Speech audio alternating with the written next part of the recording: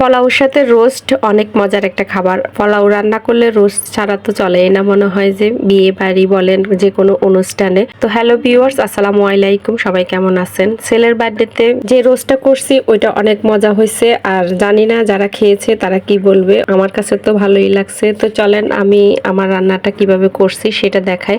আমি মুরগিটাকে আগে পিস করে নিছি, ছোট বড় সাইজের পিস করেই নিছি।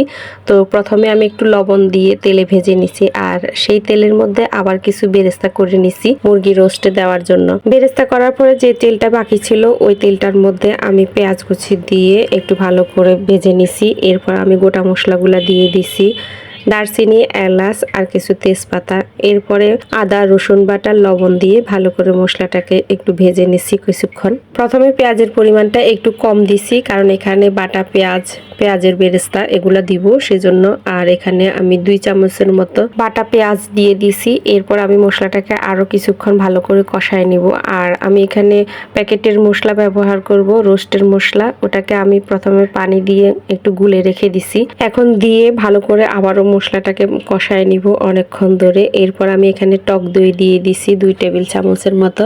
এরপরে আবারও ভালো করে কষায় নিচ্ছি, আর একটা দিয়ে আমি ভালো করে কষানোর পরে আরেকটা দিচ্ছি।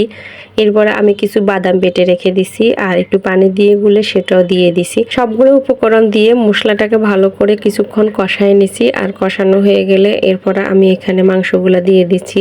মাংসগুলা দিয়ে আমি ভালো করে এগুলাকে এভাবে কষায় নিব, যাতে করে মাংসের ভিতরে ভালো করে মশলাগুলো ঢুকে। মশলার পানিগুলো দিয়ে আমি ভালো করে মাংসটা কষাচ্ছি। আমি এখানে কোনো রকমে এখন পর্যন্ত পানি দিই নাই। ভালো করে মাংসের সাথে মশলাগুলোকে মিক্স করে আমি কিছুক্ষণ ঢাকনা দিয়ে ঢেকে রান্না করে নিব। ঝোলটা যখন একেবারে শুকায় যাবে তখন এখানে আমি 1 কাপ পরিমাণের দুধ দিয়ে দিছি। আর দুধটা আমি আগে জাল দিয়ে একটু গরম করে রেখে দিছি।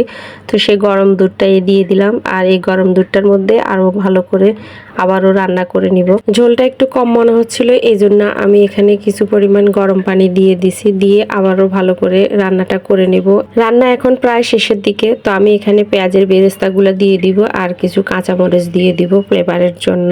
এই রোস্টটা একটু মিষ্টি টাইপেরই হয়, যেহেতু এখানে মরিচের পরিমাণটা কম থাকে, হলুদ তো দেওয়া হয় না, তো সেজন্য এটা একটু মিষ্টি মিষ্টি টাইপের হয়ে থাকে। তো যারা যারা আমার ভিডিওটা দেখছেন, যেখান থেকে দেখছেন, অবশ্যই লাইক কমেন্ট শেয়ার করে পাশে থাকবেন। পাতিলটা মনে হচ্ছিল না রোস্টের জন্য, সেজন্য আমি একটা সমান পাতিলে আবারও রোস্টটাকে নিয়ে কিছু বেরেস্তা উপর দিয়ে দিছি। এই হচ্ছে রোস্টের ফাইনাল লুক। আর এখন হচ্ছে পরিবেশন করার পালা। তো রোস্টটা কেমন হয়েছে, রান্নাটা অবশ্যই কমেন্টস করে জানাবেন। তো আজকের মতো বিদায় নিচ্ছি। সবাই ভালো থাকবেন, সুস্থ থাকবেন। সবাইকে অনেক অনেক ধন্যবাদ।